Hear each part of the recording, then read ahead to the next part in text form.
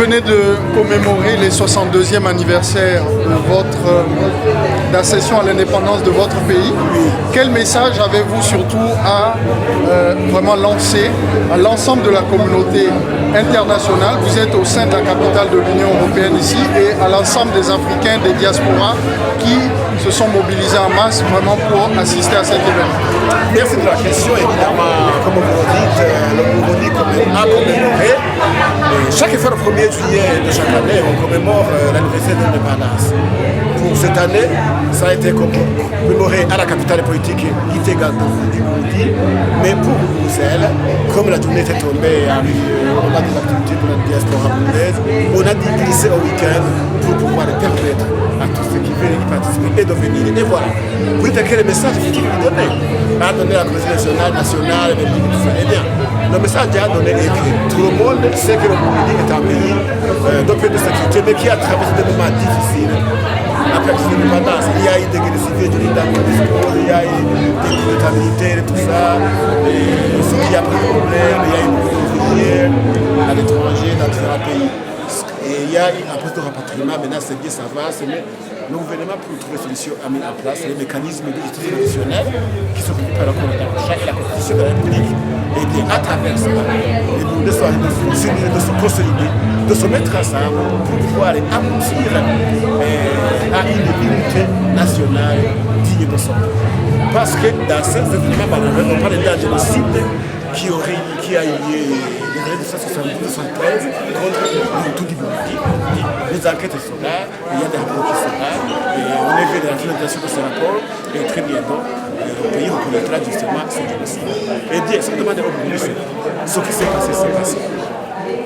Maintenant, il faut fermer la page sombre des périodes difficiles des années antérieures et de construire un Burundi une nouvelle, nous mettre ensemble et il faut s'inscrire à fond contre tout acte qui divise le Burundi partout où ils sont et promouvoir tout acte, activité, geste, tout ce qu'il faut faire qui unit les Burundais. Voilà ce que je les demande. Sauvegardons le top car tous ensemble, tout est possible.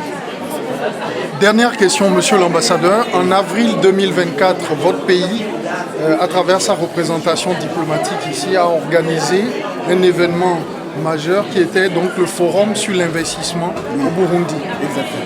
À l'occasion de la commémoration de cet anniversaire, quel message avez-vous à lancer aux partenaires du Burundi, à la communauté internationale, aux diasporas africaines, pour véritablement saisir ce message-là et venir investir au Burundi, créer des richesses pour le bien des populations burundaises? Comme vous le dites, effectivement, moi je suis arrivé ici au moment où le business est venu, c'était difficile.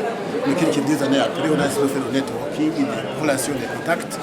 Raison pour laquelle, justement, le 19 avril 2024, l'Ambassade du Burundi a organisé une conférence ici, tout à fait bon, et des tables rondes. On avait invité beaucoup d'investisseurs qui peuvent venir au Burundi, potentiels, traditionnels et beaucoup d'autres.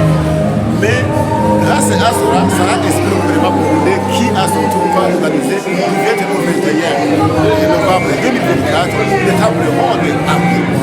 Alors le message a donné à toutes les personnes c'est de pouvoir s'organiser, envie d'aller y participer.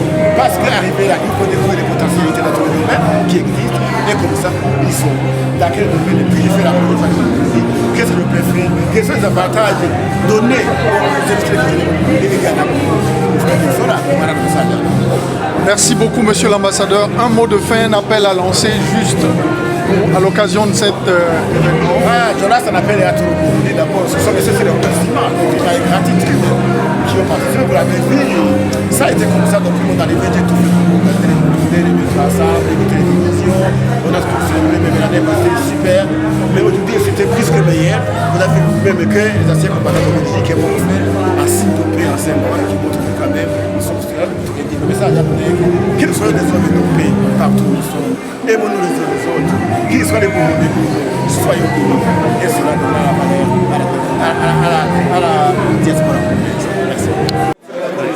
Quelle est votre impression sur cet événement qui célèbre l'anniversaire de l'indépendance du Burundi?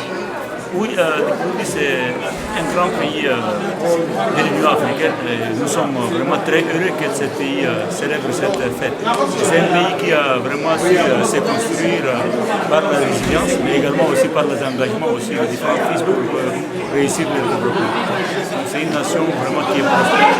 Et je voudrais vraiment saluer vraiment cette belle initiative qui est prise par les hautes autorités pour que le Burundi soit un pays en paix en développement. Je vous remercie. Oui. Il faut féliciter les organisateurs et les autorités du Burundi pour l'organisation de cette cérémonie qui allie à la fois la jeunesse, à la fois la culture, mais aussi le contenu politique et le message de paix. Merci beaucoup. Bien voilà, mais en tout cas je suis de tout cœur avec l'évolution incroyable du Burundi et j'étais très heureux aujourd'hui de participer au 62e anniversaire de l'indépendance. J'espère pouvoir continuer à y travailler, à développer dans l'intérêt du pays. Merci beaucoup.